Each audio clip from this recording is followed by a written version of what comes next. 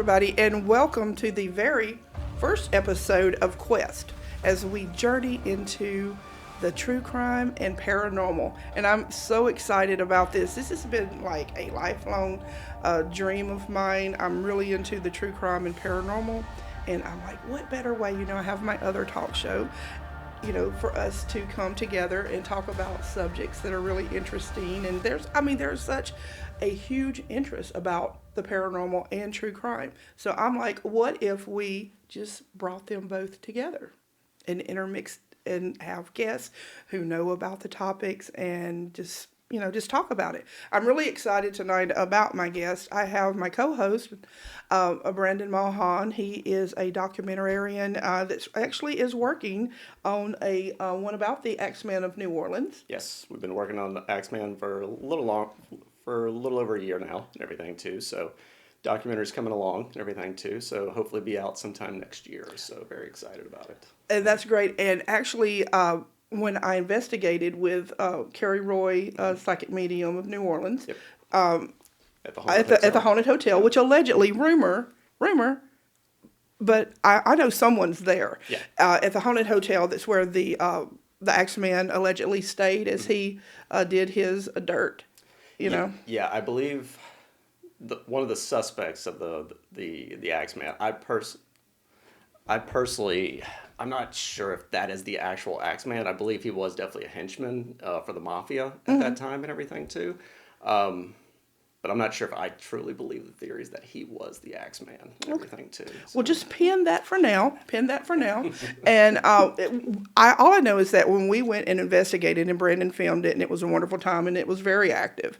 And so that was really cool. And also, the Haunted Hotel of New Orleans is a sponsor of my show, which can you get cooler than that? That's a great place. I love it. Also, we have Todd Elliott, Todd C Elliott. It's not the same unless I say C Elliott, right?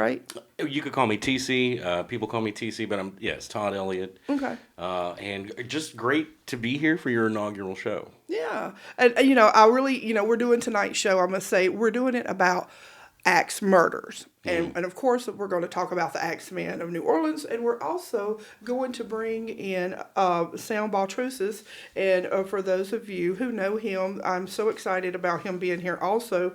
He is a descendant from the Lizzie Borden family. He's the author of several books on the paranormal, including The Ghosts of Salem and related to evil, and has been on several TV shows on the Travel Channel, and including, and one of my favorite ones is The Curse of Lizzie Borden that's on Discovery Plus. And so, Sam, thank you so much for being on tonight. Hey, doing great. I'm excited to be on the show. Yeah, thank you so much. And Sam, let me tell you, he's the king of the Paracons. And always, I think you were just in Sleepy Hollow.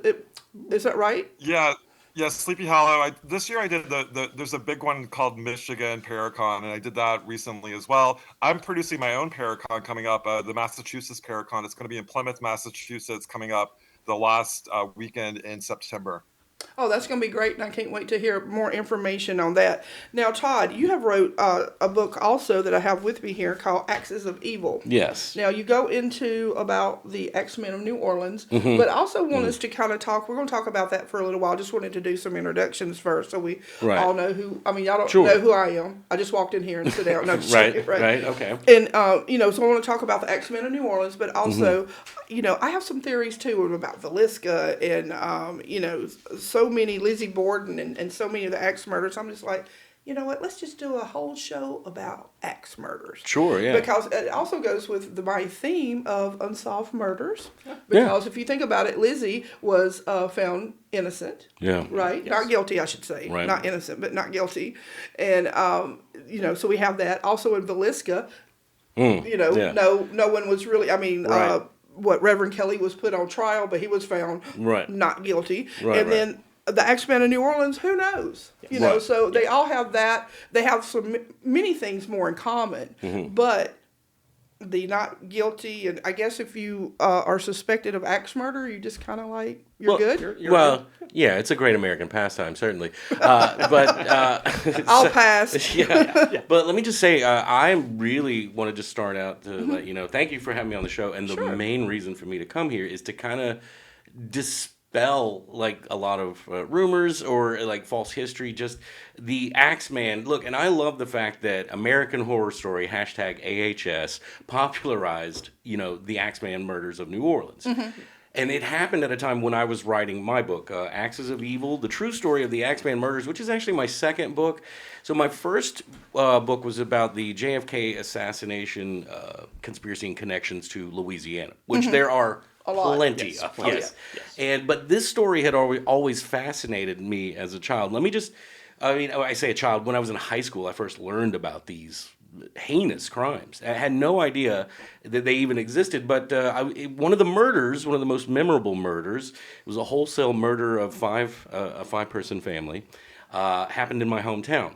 So when I learned about this, I was like, whoa, wait, what's going on here? Okay, but just imagine for a second that there's a crime, a serial killing that, for example, what's the last big serial killer that you remember the entire nation fixating on? What would you say? It had to be, I guess, Jeffrey Dahmer, maybe, Yeah, right, exactly. or something like that. Yeah. But this was actually more heinous than Jeffrey Dahmer. But at the time, this story, the Axeman Murders of Louisiana, not the Axeman of New Orleans, was the talk of the whole country was fixated on these crimes. They were horrified. They were mystified. Everything that was going on in Louisiana was happening in these small towns, but there was a New Orleans connection, which is very interesting. But just so you know, and I'm going to state this for everybody, and I know New Orleans, and I know you love your history and everything, but the Axeman of New Orleans is a copycat killer.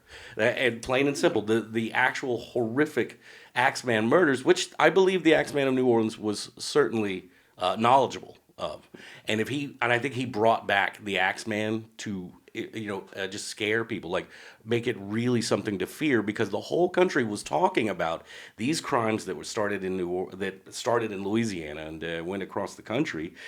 They were talking about this until the Titanic sank. So when the Titanic sank in 1912 rather, this was actually what everyone was on their mind, and the story disappeared because of the Titanic. So, and in total, I think you actually might have, now we don't know for sure all of Dahmer's like body count, but there was a lot with the Axeman. And what year did these begin? Right, so you start to see like fledgling attempts, I call, at this was wholesale murder and death. I'm talking about people in their families at night in their own homes, in their own beds, axed to death for no apparent real motivative reason. So 1910, you start seeing these crimes pop up in small towns like Rayne, Louisiana. But the one that sent off bells and sent everybody into a panic was out of Lafayette, Louisiana, and that was one of the big ones. And you go to Crowley, Louisiana, same thing. The killer was making his way slowly but surely west. No, I don't mean to interrupt you, but let me ask you this. Trains. Mm-hmm. Oh, yeah. Just like Crowley and Rayne, and they have like a train track connection. Oh, yeah. There. Let me ask you something too, Sam. So Lizzie Borden, the Borden murders happened it was 1892, August the 4th of 1892. That's right. Right. I'm wondering if some of these axe murders that came after maybe was inspired by that. What are your thoughts on that? Well, I mean, the case. So Lizzie was acquitted for murdering her father, Andrew Borden, and her stepmother, Abby Borden. However, the trial was sensational. It was it was the crime of the century. So it was talked about by everyone. So yes, the talk of copycat murders. I do find it kind of interesting that the weapon of choice was an axe or a hatchet throughout multiple murders throughout the country, including Villisca. So inspired possibly, or maybe it was just that the weapon was more accessible in the late 1800s, early 1900s than it is today. I mean, today we don't chop wood for regularly. So I think it's more of a sort of like a lot of people had axes at that time. Yeah, 1892 and back to, right. And then the Axeman murders. And what's something I was doing in my research that I found, it may not be anything, but I'm like, if you're into numerology and all that, if you'll notice that all the murders like Villisca, Axeman, I can't pronounce that word. I mean, it's not related to these, but it is an axe murder in Germany. What's that? Kafferdek or you know what I'm talking about? Right.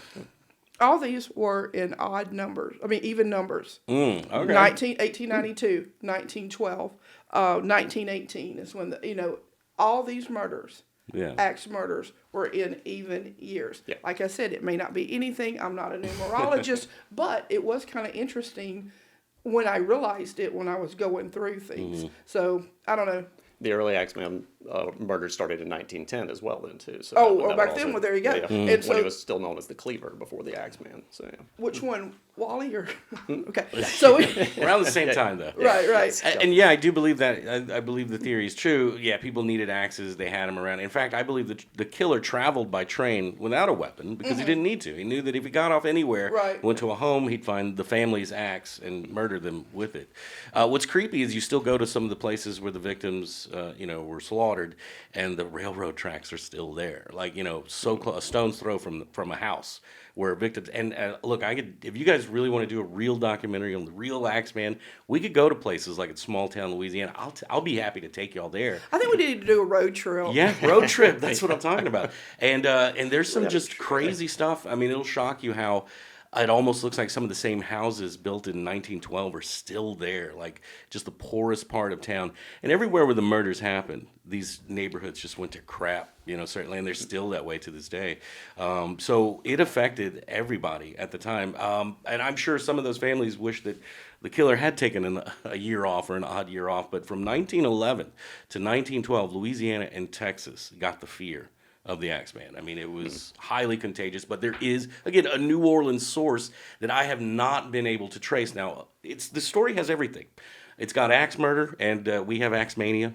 It's a love in this country. We even have the Axeman's ball here, I heard. I didn't know that was such a thing. Right. You go and dress up and like... Well, we have a ball for everything. Well, Yeah, we do, yeah, but pretty the much true, Axeman, yeah. I mean, I'm like, oh, okay, maybe I can make it one year. Like, what the hell? Right. Yeah, right. So I just think that, back then and even now, some things remain. And it's, I learned about Villisca. So piecing the history together, with what we had here in Louisiana, I do believe it was someone traveling the rails, but the story's got everything. It's got you thinking there's a cult of axe murderers out there. There's voodoo in the background. There's this secretive church called Church of the Sacrifice. Now, if somebody can actually find some sort of proof, and I've looked with the exception of going to Baton Rouge through deep archives, Church of the Sacrifice out of New Orleans was connected to this, and religious pastors were originally arrested in Jennings, Louisiana, initially. Oh my God! And that I am waiting to do my big investigation for the Jennings 8 is coming up. Oh gosh, yeah. That's Boy, a whole like a 4-part show. Yeah. Easy. Be careful. Oh. I'm just saying it's Well, easier if anything to talk happens, about. right? It's easier here, but but I'm going to Jennings. Right. It's easier to talk about 100-year-old crimes because Right. nobody left. But Right. those crimes, yeah, that's a sticky wicket there. Oh yeah. Let me ask you something too, Sam. You're also a clairvoyant, and do you believe, like me personally, but I wanted to see what you thought. I don't believe in coincidences. Yeah, Do you? when you brought up numerology, I find it really fascinating. So, for example, 1892, when the Borden murders happened, it's the 200 years prior, there were the Salem witch trials. So that was in 1692. 16, you are correct, yeah. Wow. So that I find that interesting. I also find that another I wanted to throw out this as well. So there was Bertha Manchester. So I've connected with Lizzie while filming Curse of Lizzie Borden, but also her spirit. And she kept saying Bertha Manchester. I'm like, who's Bertha Manchester? Well, actually, 4 days before Lizzie Borden's trial, there was another axe murder that happened in Fall River near the Borden house on 2nd Street. And Bertha Manchester was killed in a very similar fashion with a hatchet as well. So the thing is, I feel, the person supposedly was caught. His name was Jose DeMello. However, I don't feel like he did it as well. So as a clairvoyant, I feel like that there may be something, not to get into conspiracy theories, but my theory with Curse of Lizzie Borden is that Lizzie physically did it, but she was taken over by something darker. Like I see possibly a family curse, but sort of like an energy that compelled her to do it. Like she wasn't in her right mind. She doesn't take responsibility for the murders.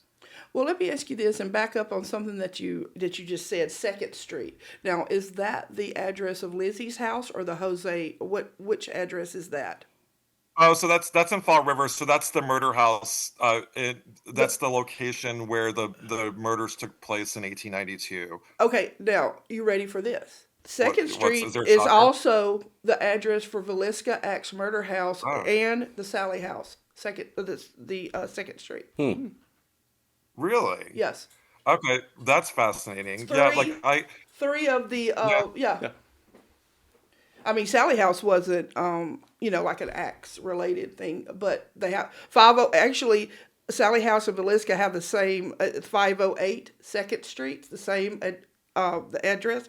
But now that you're saying that in Fall River, that one is also a Second Street. Do you know the? I'm sure you know the numericals on that, or Yeah, I don't know actually at the top of my head I don't, do you but mind looking and that also up? too, Yeah. like what it was when it was recorded in 1892, it's Mm-hmm. different. The street numbers changed. So Sure. I'll get back to you on that, but Okay. I do feel like there's some odd like connections, whether or not it's just serendipity, and it's like coincidental that it's happening. But like even the dates and just sort of the way that the murders took place. I mean, the ferocity of the Borden murders, the fact that it was Abby, whacked. I mean, the story is that Lizzie Borden took an axe, gave her father 40 whacks. It was not 40 whacks, but it was, it was close to 40 whacks. So the savagery, the crime of passion involved, to me, implies that possibly Lizzie Borden, like there's other things going on if she was in her right mind or she wasn't in her right mind when it took place. Right. And I just actually honestly got chills that there's three places with the same street address, name of street. I Yeah. mean, Yeah. we could just go home now because that's like, boom, drop the solved. mic, Got it. I know, but really, that's just Yeah. craziness, I mean, like I said, now you were saying, okay, now in Texas, okay, there's a place, and I was trying to find it earlier, but it's not the Jefferson, Texas, right? Oh, the There's haunted hotel. the haunted hotel in Jefferson, Texas. Was there an axe murder there or something, or was it in Austin? I don't recall There, that. there's one. There's one Yeah. of them, like in Austin or somewhere, that's also an axe murder, and not the candy one that they do in movies on Right and Left, but there was another axe where he comes in and he finds he didn't realize the little girl was in the bed or something. He had. I don't know, but I'll get back to y'all. I'll get back to y'all on Yeah, that one. yeah, So I'm just really interested in on the Church of Sacrifice angle, to be real honest with you. yeah. Not only that, the people that were arrested who were connected to the Church of the Sacrifice, they were traveling across Louisiana too, from what I understand. They were giving religious revivals, so they would go to small towns. And what was strange was once after the Axeman became well known and everybody was gripped in the fear of the Axeman coming to your town, and that's the way they were portraying it. There were groups of hoodoo conjurers and voodoo men that would, they would journey from town to town where they knew the Axeman was coming. Like, for example, Lafayette saw a heinous murder, family of 5, discovered by the daughter the next morning, and you can go find the old neighborhoods in Lafayette, the original downtown, but most of the original structures are gone. And then they hit Crowley, Louisiana. They're working their way to Jennings, where they made an arrest. One of the first people ever arrested, though, for these axe murders was a woman by the name of Clementine Barnabette. That's She's a cool name. also considered to be one of the first serial killers. However, after they arrested her, and she admitted to doing it, the murders continued. So by the time everyone was arrested in Jennings, Lake Charles was kind of breathing a sigh of relief, but the Axeman still came to town along with the hoodoo conjurers and travelers, and they were selling like weather vanes and things like that, spells, things like that to protect people, little gree bags, and because they would go to these towns knowing everyone was gripped in fear Sure. of the Axeman, and they were help ward off the Axeman by buying, a lightning rod or something like that. Did I also see that Clementine claimed to have like 35 victims or something like that as well? Exactly. Then, too? No, Yes. she did. Now, and a lot of people say, well, she was part of a cult. She had to have been, and they kind of exonerated her by continue to murder. You go to Lake Charles and you see where the house was at one time, and you see how close the railroad tracks come to it. It is creepy. and it's still there. But from what I understand, she did go to prison for that, and eventually was released. She was originally from St. Martinville, Louisiana, and but a lot of people don't believe that she actually did it. And then why would she claim she did? But the murders happened and continued long after she was locked up into Texas. And I believe it's the same killer. When I discovered Villisca, I had no idea. And I mean to say, I discovered in my research initially that there were these Villisca Axe murders. And when I heard, the description of the crime scene, I was like, this is the same guy. This is the same person without a doubt. Now, let me ask you something about Villisca. Now, that is on my bucket list. Mm-hmm. Of one of my top places that I want to go and spend the night in Villisca. Mm-hmm. I do too. Road trip. Yeah, you can actually stay I'm in gonna that put place. Look, I'm gonna put a little tip jar here, and we'll start going to places. I think we have about 7 cities so far. So Okay, we're going good. We'll put a little tip jar out, and we, Okay. go around. Maybe people will, Hey, go fund me. Right. We're gonna work our way up to Sam and into Massachusetts. Right. Yes. We'll be there for you, Paracon, as we work our way up, and then we'll go round like to Villisca and the long way. Yeah. Okay, now Villisca, the majority, from what I understand, the victims, except the mom, were killed with the back of the axe and not the actual axe. Okay, the mom though was like, from what I understand, that she was hacked up pretty good. Yeah. Okay, so is there also, like with the Axeman of New Orleans, was it with the axe, the actual, or the handle, or the actual axe? No, it was always the blade. The It blade. was always the front end of the blade, and it was children. And a lot of it was like 3-year-olds, 4-year-old children. When you're writing this too, you tend to have a lot of nightmares, and it messes with you. And so, I still say that. I kind of connected Villisca to Louisiana and the Axeman down here. I saw a bigger picture of what might have been happening back then. But one of the things that I take away from Villisca is one of the creepiest things, and this came up in the trial. Actually, someone was put on trial for these murders. Now, the one difference about the victims is most of the victims in Louisiana were of mixed race, black and white, what you might call Creole in Louisiana, or just, black families. And so, and there was this weird thing going on at the time where this Church of the Sacrifice out of New Orleans was preaching like blood racial purity. And there was a theory that they were trying to take out mixed race families in the black community and subsequently terrifying them to no end. But in Villisca, the victims are, well-to-do, wealthy white family. But the words that stay with me from that is Reverend Kelly saying that and this was a man put on trial for those murders. First of all, he said he saw a darkened image cross the front lawn of the house. He was invited and stayed at their house. And he said he heard 2 words. The voice spoke and said, "Slay utterly." And to me, I still get chills when I hear those words. Something told him to slay and slay utterly. So that was always creepy to me. And it's even creepier about the result of that trial, Yeah, like I said, why do all of the axe people, I know. except because she admitted it, Clementine Barnett, but why do they always, is it because it's just kind of stretched our human mind that we can't comprehend? Sam, what do you think about that? Like, we can't really comprehend how someone can do something like this, and we don't want to admit as a society that there's someone amongst us that is that evil. What do you think about that? Yeah, I mean, absolutely. Even the heinous connecting with the spirits of Andrew Borden and Abby Borden. Abby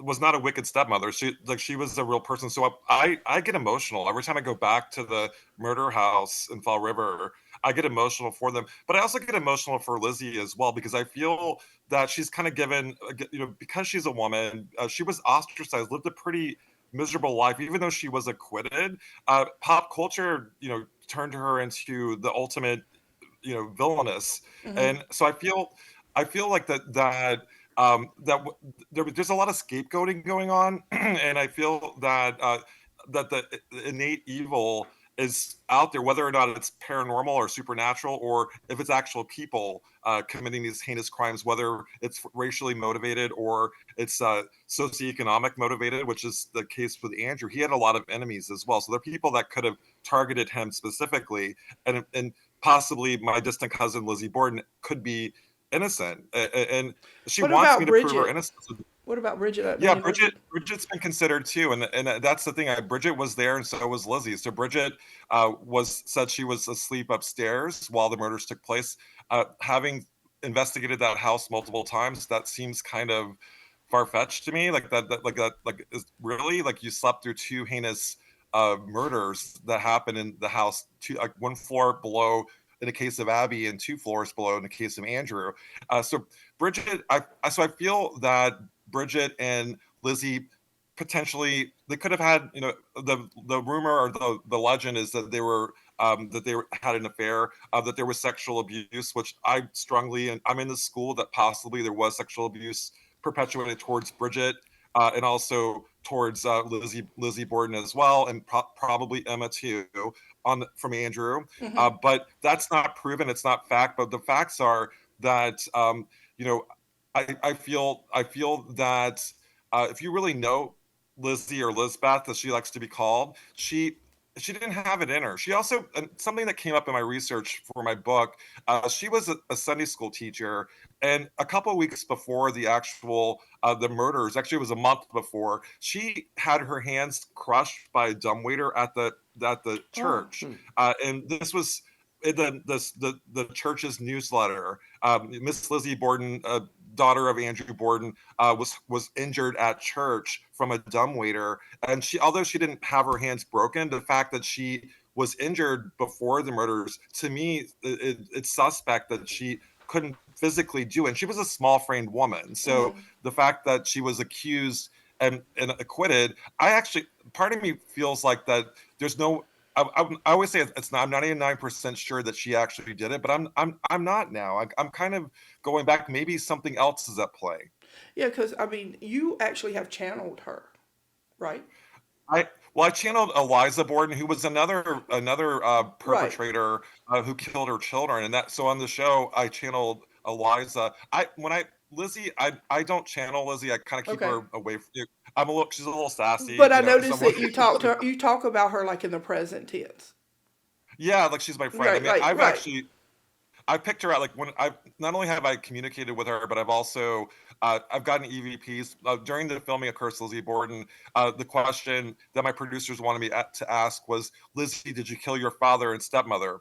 And I say it, and on the recording you can hear her crying in agony, like, I'm a good stop daughter. asking me that question. Stop asking me. I didn't do it. I didn't. And you can hear her screaming in agony, like, stop asking me that question. So not only was she tormented after the murders, but she was tormented in the afterlife as well. Yeah. Oh, because was it? I'm trying to remember. It was it on your show when? But I'm a good daughter.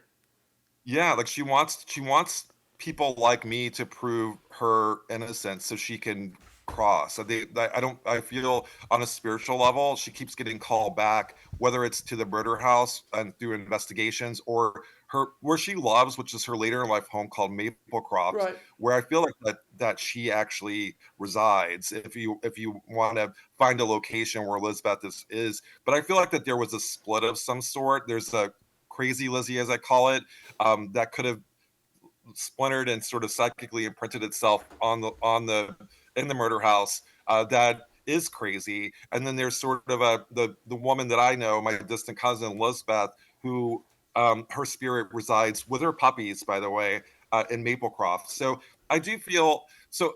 I really thought for sure that Lizzie did it. I really was convinced, but I've even looked into trains and the possibility that there's a tie to Villisca, into the Axemen of Louisiana, Hmm.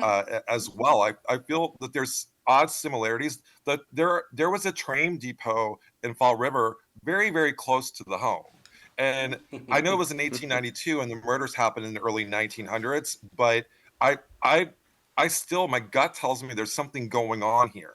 I really believe that too, and see what you think Yeah. too, Todd, because you think 1892. All right, and so we have Villisca that was 1912, which was 20 years later, Right. and then the Axemen 6 years. I mean, Yeah. depending on the age, I mean, like look at BTK, Right. like or even the Green River Killer. they had like little lulls or whatever. And, Sure, yeah. and while, I mean, something could have happened then, and then they're traveling, and Lord knows they're doing whatever, still Right. doing, and could have. Right, Very yeah. well. And I like the idea that it is the same killer, and I did cross-reference like the dates, and they never overlap. So I actually kind of, to sort of make a profile of what the killer might have been, a traveler. Because if you notice, all the crimes up north happen in the summertime, and all the heinous murders in the south were always in the winter. In fact, one of the coldest nights in Lake Charles was when the family was killed. The family of 5 was killed, and in Lake Charles, my hometown, it was the site of the only visible clue left behind by the murderer or murderers, and it was a Bible quote. It was a biblical verse scratched on the back of the house, the family's home. And again, there's a religious aspect. You have to keep that in mind. What was the verse? Yeah. Do you remember? Oh, it's about he who maketh the inquisition for blood. That's I can remember right there. It's an early Old Testament thing Okay, gotcha. about cutting down a tree. So using an axe, and they kind of see that, and that's where they get into like the blood and the purity of the blood and being mixed with the either white devils or whatever it might be at the time. But I thought it was interesting that was the only place that a clue was left. And then you see the arrest of clergymen out of New Orleans, the Sacrifice Church. You see the arrest of in Villisca, a Right. priest. So and so you always wonder, how did they And get Lizzie away? was a Sunday school teacher. Was she really? I didn't know that. Yeah, wasn't it? Is that right, Sam? Yeah, she was. And another thing to point out, too, so one of our other cousins who was murdered, Sarah Maria Cornell, she was murdered by a minister as well. His name, Ephraim Avery, also right outside of Fall River. And that happened after, actually, no, it happened before the murders in 1892. So I do see something going on here. There's like a religious... and you also have the people that were accused also were either challenged the status quo or they, so like Sarah Marie Cornell, she was a mill worker who came from a prominent family. She probably got pregnant by the minister. And so that's why he was suspected of killing her. But he was acquitted like Lizzie Borden, from Avery. So, yeah, so she was heavily involved in the church and very pious and religious, actually. So actually, I'm thinking we have a little show here, but between us, for talking, I mean, we have really just came across some things that maybe hasn't been thought of before. Yeah, sure. Yeah. And I think that's pretty cool. But this is great. I came across a book, and I haven't a title of a book I wanted to just give to y'all that maybe I'm definitely going to get it and read it. It's called Massacres, Trains in Iowa. Because they're thinking that at the Malvern Manor in Iowa, that the killer may have stayed. I can't remember if it was before or after. I don't know. But anyway, it's supposed to be connected something. I wouldn't doubt it. I really wouldn't doubt it. And so I'm going to check this book out too. It's called Massacres, Trains in Iowa. It's by Bill James and his daughter Rachel McCarthy. And I'm thinking that maybe there's some more connections there that, the religious aspect we got now. We got the numerology, a big word for me, numerology aspect of this, the religious, tracks. the railroad tracks. I mean, that all those things. So the Axeman, he quit killing in 1919, allegedly. Allegedly, yeah. Right. So where would the next murders be then? He quit allegedly killing here in New Orleans in 1919. So where did he go? Yeah. So where did he go after that? Well, you see the crimes drop off, and I put a timeline in the book, which is very helpful for researching. Because I guess my theory was that I had kind of figured out. I thought I'd figured out. I had a theory on who done it. Sure. And I just wanted to make sure the dates were kind of fall in line. And yeah, you really see like the last. Really all the talk and chatter and the murder subsequently disappeared from the headlines. So who knows how long they kept going on? Everyone was then obsessed with the Titanic in 1912. But you get it coming back in New Orleans. Someone's bringing it back. I don't think it was the same killer, but they brought back the fear that was already kind of instilled in the community. Just several years before, and no one forgot the Axeman murders of in the state of Louisiana. So, I just think it was a copycat killer playing off past fears. And the railroad aspect is kind of interesting. I interviewed a lady who her specialty is railroads, and I got her. Yeah, I know she has books. And she theorized that a lot of the guys who own the railroads and subsequently all the land attached to it, they were trying to get that back and taking it from like poor blacks in a community. Easy thing to do. You just scare the hell out of them, sure. and maybe that's what was going on. That's one theory, certainly.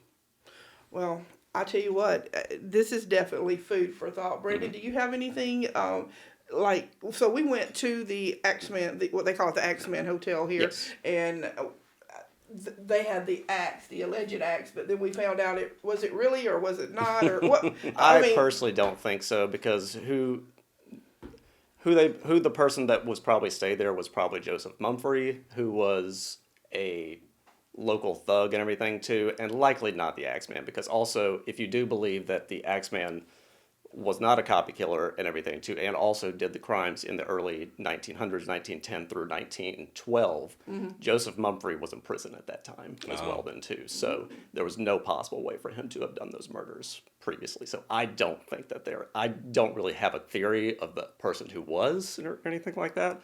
But I do not think it was Joseph Mumfree, though. What was interesting is that when me and Carrie Roy, we did our investigation there, and I had got an initial of who, when I was thinking of who the Axeman was, and I actually got the name. And it was fun. It was kind of cool because when we were in the room where allegedly the Axeman stayed, I don't know. I keep saying allegedly, like he's gonna come sue me, right? So I don't know. Yeah, you can call him a killer, right? That's fine. Yes. Right, call Misti Gaither to the stand. Why did you say? Okay, yeah. So where he allegedly stayed, because I remember we were standing there, and I said, "Are you getting a name?" And she said, "I'm getting because I got the name at work. It came to me. I wrote it down, put it in my pocket." Tell us what you're feeling exactly about the Axeman. Like, are you getting any kind of read on him? Like, I sure am. Okay. Yeah, Tell I us sure about am. that. Been picking up things about this guy. First off, I think he was a good-looking guy. I don't think anybody would have suspected that he was a serial killer. Kind of Ted Bundy, right? Kind of blended in. Blended in. Not only that, good-looking guy. Handsome, collegiate looks. I get he was not from New Orleans. I feel like a farm background, like he was a farmer or grew up on a farm and came to New Orleans. It's like the big city, and he knew that he could find a lot of victims here. I feel that he targeted specific groups that he didn't think would be missed. He thought of himself as being smarter than anybody, a genius, right? He may have been, because he alluded, even now, nobody knows who this guy was, really. Well, he had to be smart, like you said, to escape detection and certainly arrest. And Yeah. I wanted to ask you, do you pick up and feel like this was his first killing spree? Oh, no. I feel like this guy had, serial killers don't just one day become serial killers. They have lifetimes, childhoods full of dysfunction and violence, animal torture, all sorts of stuff. This guy was a serial killer. And by the time he got here, he was really on like a rampage. Are you picking up on any names or dates or just anything in particular about this, like maybe the hair, anything that you pick up on? I get him lighter colored. I feel it's interesting that he targeted Italians, from what I understand. He targeted Italians. I get him as being very light and clean cut, and I think he felt he was superior. I hear an R sound, and one of the things that psychics do is we hear things phonetically, right? And so I was getting an R sound in this purpose. Were you getting that sound too? I actually got a name today. Wow, oh great. I actually got a name today, and I wrote it down before I even came here, and you said that you were getting an R sound. I get an R sound, yeah.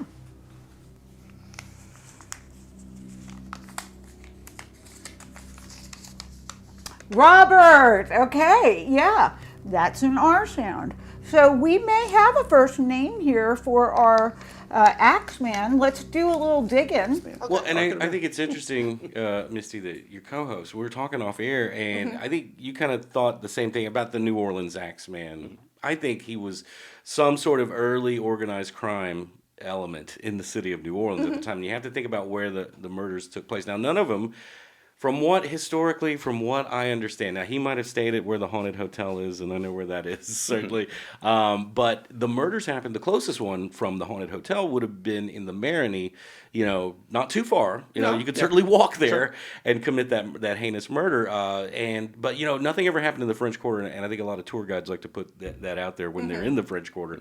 But yeah, no, I was familiar with some of those instances, and I want to say he was kind of doing that Jack the Ripper thing, and he called it the Black Hand. Like, the Black Hand is coming after you, and that is an early, like, mafia, old school mafia. And you have to understand, the French Quarter at that time, about that time, close to 1920, was all pretty much Sicilian, people. That's who lived there. That's where you get the muffalata coming out of about that time, same time. And that's what Joseph Mumford was known for too, is the Black Hand crimes as well. Exactly. Too. Right. So there was Exactly. that. Yeah. So I did think that was interesting that they used my Axeman, and I'm going to call him my Axeman, right, versus the New Orleans Axeman.